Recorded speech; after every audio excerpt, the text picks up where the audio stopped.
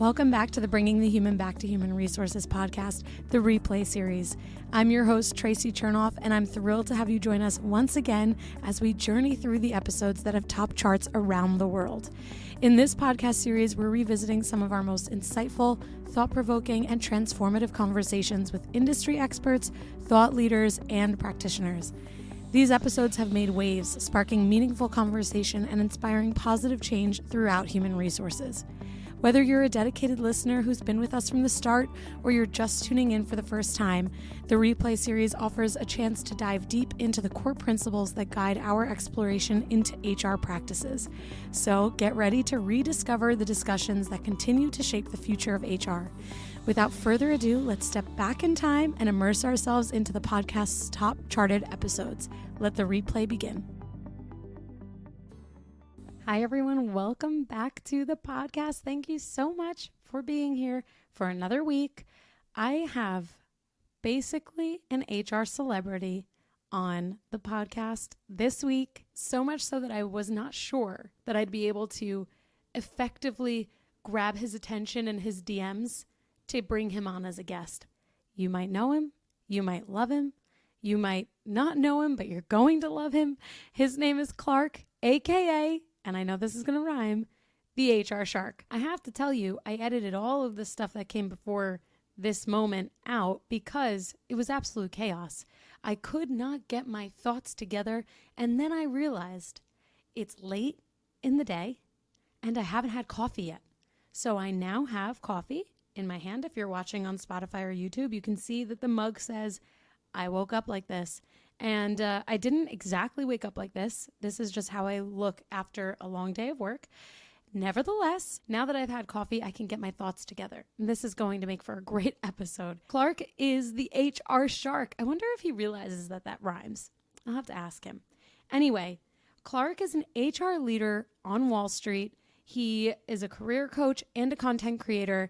And when I mentioned that he was effectively an HR celebrity, I mean it. It is because he has over 30,000 followers between Instagram and TikTok.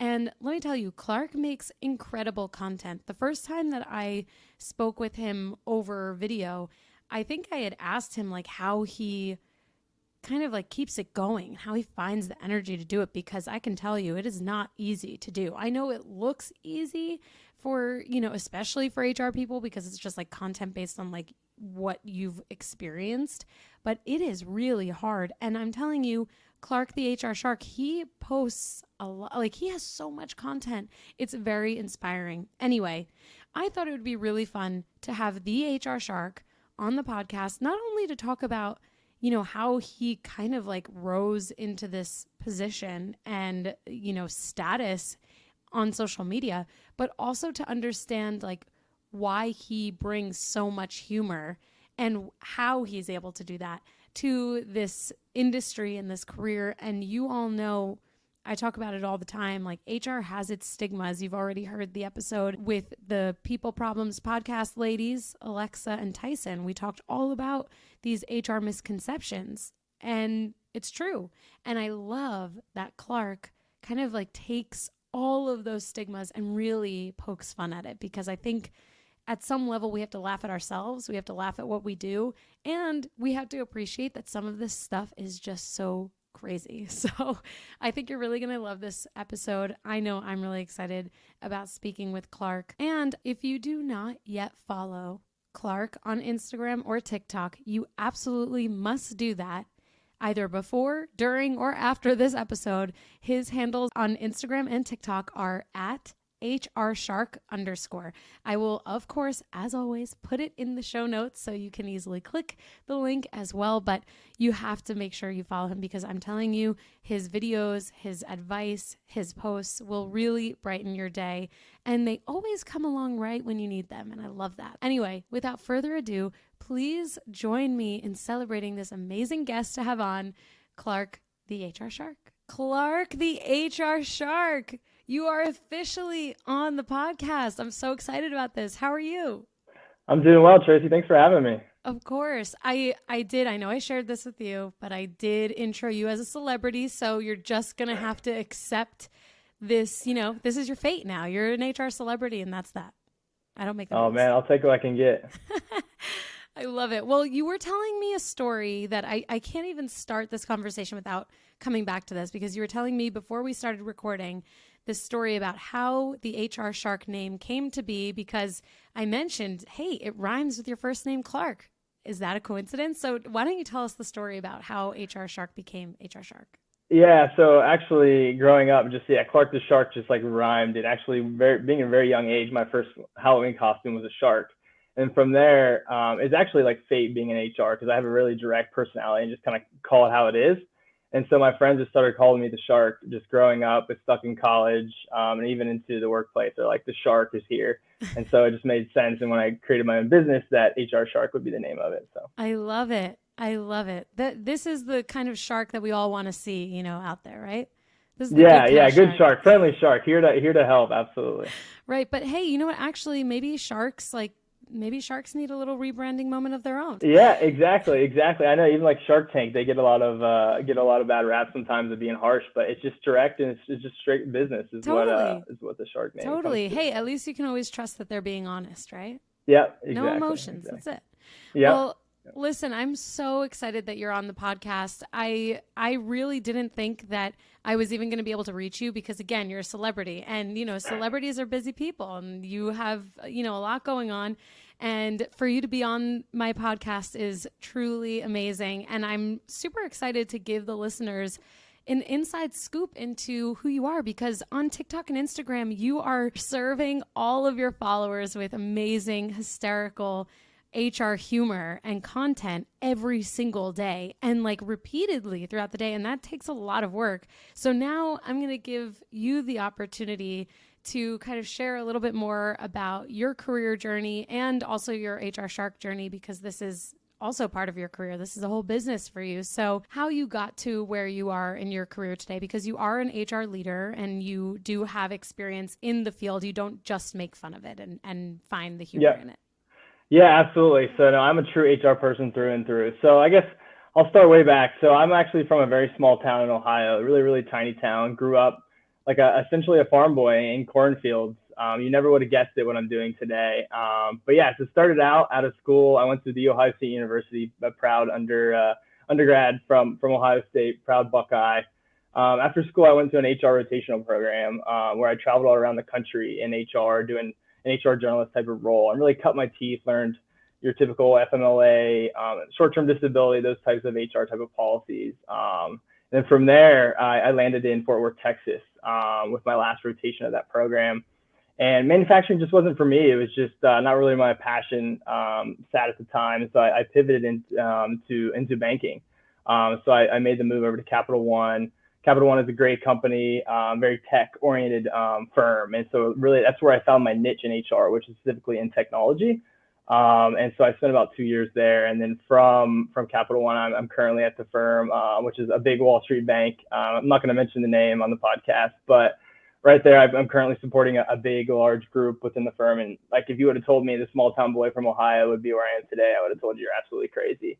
And that's really what made me create my business, HRShark. From there, I wanted to give back to people because a lot of people don't escape the small towns. They get stuck in the routines of being in a small town. There's nothing really else out there. And so with HRShark, my goal is to give back and to help those people because I've been so fortunate to get to where I am today. And so it really just started with like, how do I reach an audience? How do I get to people to find me, to figure out who I am? That really started with like HR humor. So everyone like gives HR a bad name. And so instead of like trying to fight back and just stand up for HR, just like spin it into a positive way and make it for a laugh.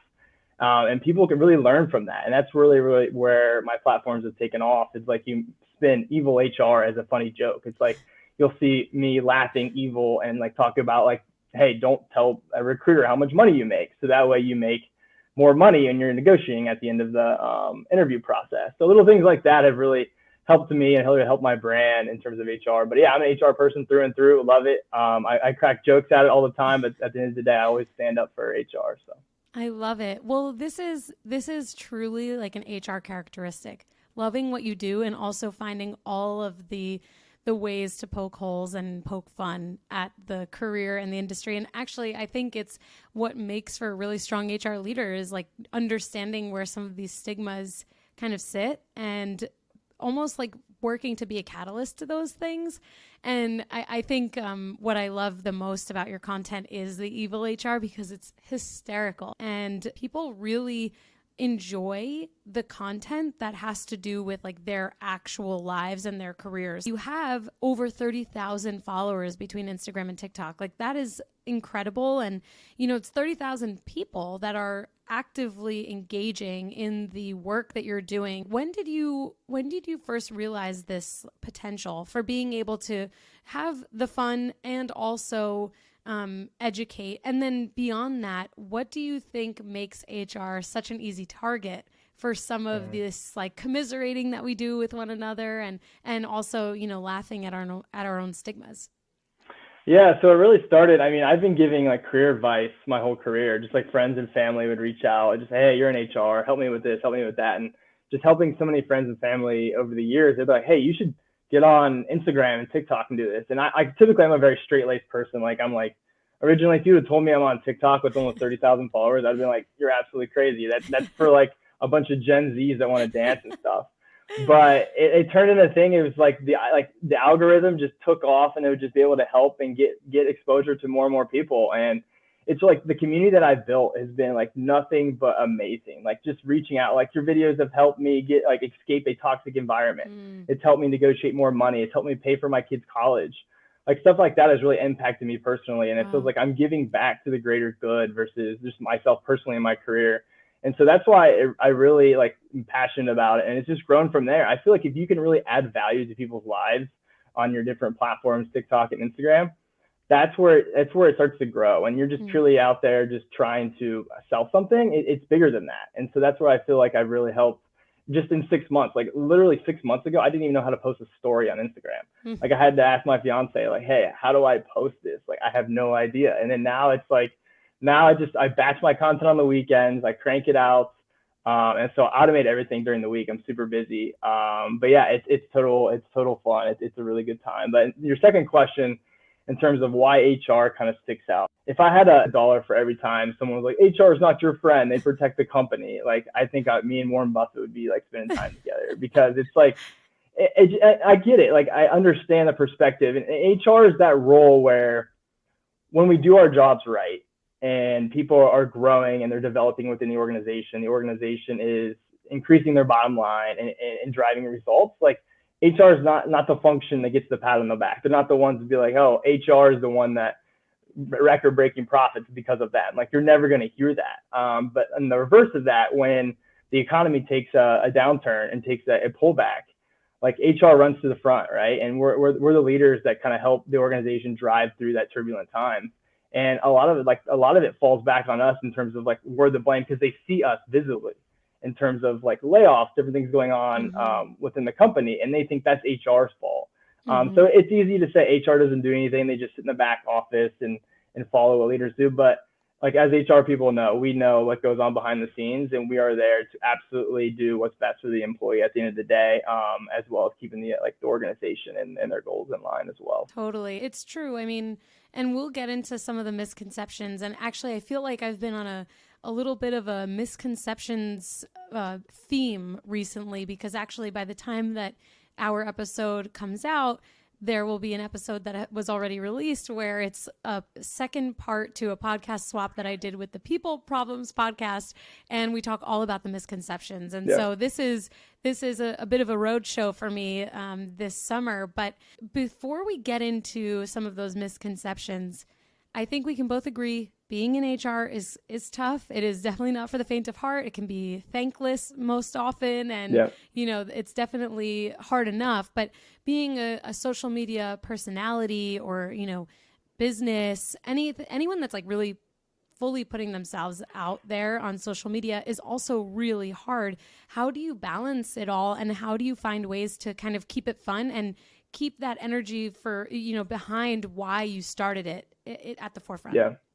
Yeah, it's tough. I mentioned a little bit earlier. So on the weekend, so I'll batch it all. So I'll make 15 to 20 videos, and then just over the weekend when I'm like in the car, like we're going somewhere to dinner, and I'll let my significant other drive, and I'll just edit my videos. We're sitting there on the couch watching Netflix in and out, and just edit the videos. And so I do a lot of it there, and I find a lot of my content actually just like being a consumer, right? And consuming the like different like on the different platforms. So understanding what's trending, what's going on, and just really taking those videos that are trending sounds and different effects, and really just putting my own spin on it. So what would I relate to? What would I think is funny? And it's really just helped me develop that muscle in terms, because like working in corporate America, like I don't get to use the creative muscle. I mean, working for a big bank, like there isn't like I can't reinvent the wheel every single day at work, right? And so being able to create my own content and put that creative thinking has really developed that for me personally. And it's like almost like a different side of me that I haven't really seen before. And it's like I have my friends are like, did you create this? Who created this content? I'm like, it's all me. It's just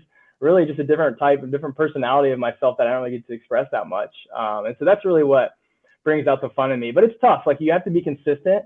You have to like, it's all about automation, right? Like using softwares to help automate posting. So during the day, like I'm in meetings, like those stuff that goes out during the middle of the day, then it's like, oh wow, that did pretty well. And like I'm not seeing it until I step out of work. But it's all about automation. It's all about keeping it fun and doing it, because during the weeks is when you get the most engagement. So right. No, that's really helpful. And I'm sure that there are listeners out there that are going to love the questions at the end of this episode that I have for you, specifically for those who might want to do something kind of along the same lines and really allow their creative juices to flow, if you will. But before we get on to that fun stuff, let's talk a little bit about these misconceptions and these stigmas. What are some of the misconceptions in your opinion that people have with HR, and why is HR so misunderstood? Yeah, so I would think that some of the biggest ones, it's like, oh, HR is the one who decides who to fire people. And so we can advise. So we advise on what's going on. And the way I look at it from an HR perspective is like, we don't fire anybody, and managers don't fire anybody. Like employees fire themselves. Like it's clear as day, like what the policy reads. And if they don't understand that's where HR needs to do a better job of understanding what's right and wrong in your workplace. And so HR is typically like, managers will hide behind that. You'll see it in some of the organizations I've been at previously, is they will hide behind HR because they don't want to have a tough conversation. At the end of the day, I feel like I spend the majority of my job is just coaching managers, advising managers to have those tough conversations when it comes to year end, when it comes to compensation. It's just having those tough conversations. So HR typically is a scapegoat in terms of like, hey, like it's HR's fault because of the budget. Like, we don't run the budgets. Like, don't give us that much credit. Like, as much like if we had a budget, HR would be paid the highest out of any other function within the organization. Team. yeah, exactly. We run super lean, and so it's like there's not very many of us to go around. And so if there was, we'd be hiring everybody, we'd get everybody nice bonuses in HR, but we don't have that much power. So don't give us that much credit. Right. I totally agree. I also think, people always want someone to blame when there are difficult things that happen, right? And anytime, if someone's laid off, someone's fired, I agree. When it's like something that the employee can control, they do let themselves go, because we can only control what we can control. And performance is one of those things. But in circumstances where, it's just an unfortunate business decision, it does kind of lessen the blow when someone has someone to blame. And HR is an advisor. They are a resource. And I think it's hard for people to understand that HR is both the employee themselves and a representative of the business. And that's where that stigma of like HR is two-faced, and that definitely comes up a lot. I think it also kind of stems from that, and why HR is so misunderstood, because it is kind of hard to reason that HR is both the employee and the business. But at the end of the day, it is what it is. And we have to have the right people in role to ensure that we are breaking down those stigmas, because like anything else, there are people who are not in the right roles, and kind of, keep these stigmas alive for sure. Yeah, absolutely. And the way I always looked at it, like in terms of like layoffs. So, and I had a first boss tell me this, and like really resonated with me, is like once the employee gets over that like ego type of like, wow, I just been laid off, like we're freeing them up to go do something that is a better fit for them personally. So what they're doing now is like, maybe it's a reduction in the organization. Maybe they're cutting their team from 12 to 9. It's like, typically you go after the lower performers, and lower performers, it's usually not a passion. It's not a good fit. And so we're freeing that person up to go do something that's a better fit for them in the long term. And typically, in the 7 years of HR that I've been in, like we always do what's right for the employee. There's a severance package there. We give them resources. We help them. It's not like just cut them dry, kick them out the door, like see you never. There's always been, every organization I've worked for, we've always done the right thing and take care of those people and help them land on their feet. Yep, I'm with you. Same here. And I really feel for people who work at organizations that don't always do the right thing. And we see this all the time in the news, that there are companies out there. I mean, listen, there are three sides to every story. There's the there's the one side, the other side, and the truth. And so we see, I literally shared some stories today on Instagram, and it doesn't necessarily mean that that's exactly what happened. However, that's what the world is seeing. And that is where HR really has to come in to make sure that all of that risk is mitigated. And maybe they did do that. Maybe those companies did mitigate risk well, but we might never know. Yeah, I mean, don't get me wrong. There are bad apples out there, just like there's bad accountants, there's bad operations people, there's bad HR people too, and bad HR departments, especially in like startup type and like environments or companies that are growing too fast, like the one recently in the news. But like I said, there's bad apples out there. Yeah, and I'll say it, but we're talking about Peloton, and this is totally my opinion, but Peloton, if anyone out there is a representative of Peloton and can come on the podcast, I will keep you anonymous. Let's talk about it. Again, three sides of every story. You never really know what goes on unless you're involved in the conversation. Yeah, I mean, this is the rise and the fall of Peloton. I think should be a documentary on Netflix someday. It's like $180, like the stock price, and now it's like $8. It's insane. Something like that. Yeah. It's insane. I know. They're actually, if anyone wants to first go follow Clark on TikTok at HRShark _ you can then not only go through a deep dive of all of his videos, you could also go through a deep dive of Peloton and the rise and fall, because there are some accounts out there that do a really good job of documenting this. But anyway, one of the questions that I alluded to before that I really am eager to hear your thoughts on is, I guess I'll preface it first. Something that I always like to say, and I actually say this because I've had to say it to myself, is that there is space for everyone in this industry. Social media, HR, podcasts, etc. And I'm always very honest on this podcast and in general, something that I've had to tell myself because sometimes especially in the beginning when I'm very competitive, I was feeling like, oh, I have to be like the number one and there can't be anybody else near me. And I had to tell myself like, no, there's strength in numbers. We're all doing something different. It is good to support one another and there's space for everyone. And so even though I'm still super competitive and I look at my metrics every day, I still recognize that there's space for everyone. So that's my truth moment. But if someone wants to bring humor or fun to their work and, maybe they even want to take it to content creation, how would you suggest that they start? Yeah, I mean, first of all, it's like find your niche. Like, what are you good at? What are you an expert at? And like put yourself out there. Like I remember the day when I launched, the night before I launched, like I couldn't sleep. I was like, I'm putting myself out to the world. I'm like I said earlier, I'm a very reserved person, like very private. It was like, I'm literally just, it helped me get out of my comfort zone. It just helped me develop a new part of me and my personality.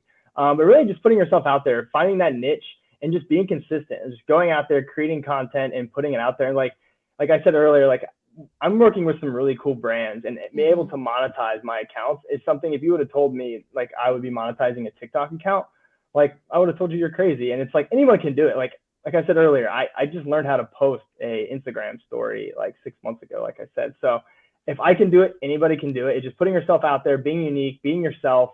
And that's the great thing about TikTok, for example. It's like, it's not like this polished, like really like cleaned up look. It's just like quick little videos, short, funny.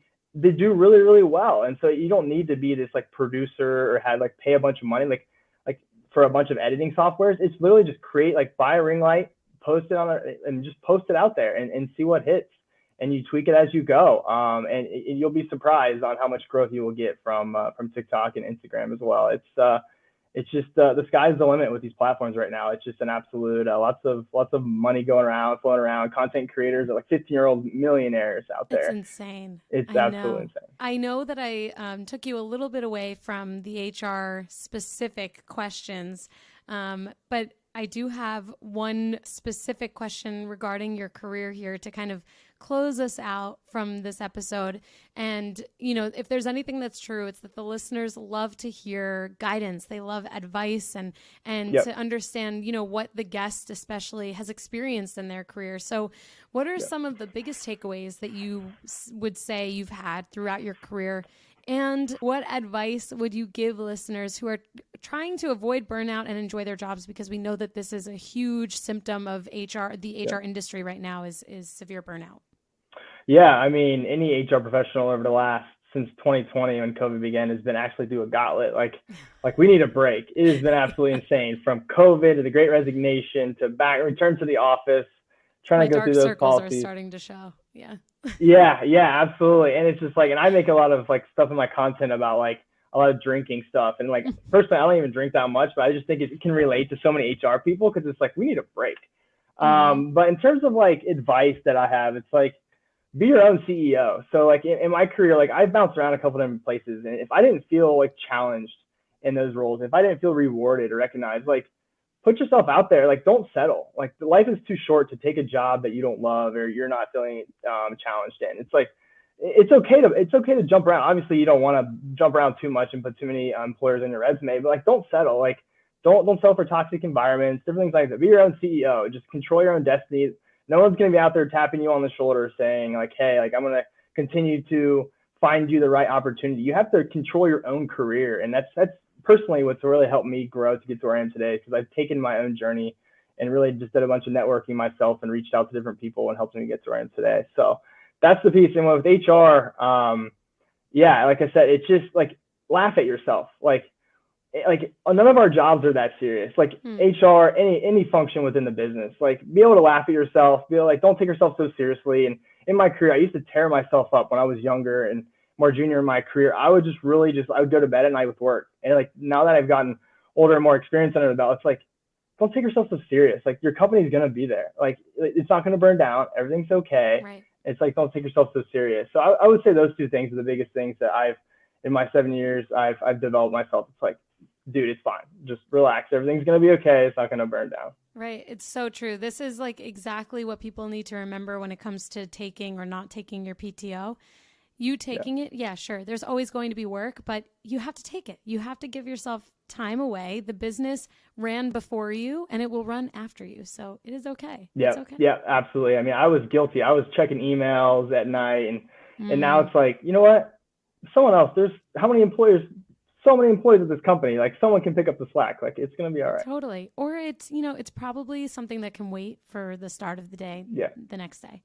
I think that this is something, talking about going through the gauntlet, this is something that we all did learn and potentially are forgetting, because a lot of us, we are in need of a break, but we have to remember that. We have to remember that we have to give ourselves, I used to always say this on the podcast, I used to always say we have to give ourselves space and grace. And so I'm going to bring that back. We have to give ourselves space and grace to allow ourselves to have life outside of our 9 to 5 or whatever that looks like for you. So Clark, I am so thrilled that you were able to join the podcast, and I think the listeners are going to just love it. So tell us where they can connect. Yeah, so my DMs are always open. Instagram, absolutely. Send me a DM, reach out. If you have any career questions, even HR, literally anything, like feel free to reach out. I can give you my experience, my journey, how I got to where I am today. I have an ebook as well that I've documented everything that's helped me, that I share with others. So definitely reach out for any questions. You can find me on TikTok and Instagram, like Tracy said. Amazing. At HRShark_. Yeah. Make sure you go there. Well, Clark, thank you so much for joining the podcast. Hopefully we can have you back on in the future. Maybe you'll launch another ebook. I don't know. It might be manifesting something for you. But thank you so much. Awesome. Thanks, Tracy. Hey, just before you go, don't forget to subscribe to this show so that you are the first to hear when an episode drops each week. And maybe leave a 5-star review and a comment about how much you loved this episode. Plus, if you have someone in mind who would really enjoy this episode, make sure you share it with them. Thank you so much for tuning in, and I will see you next week.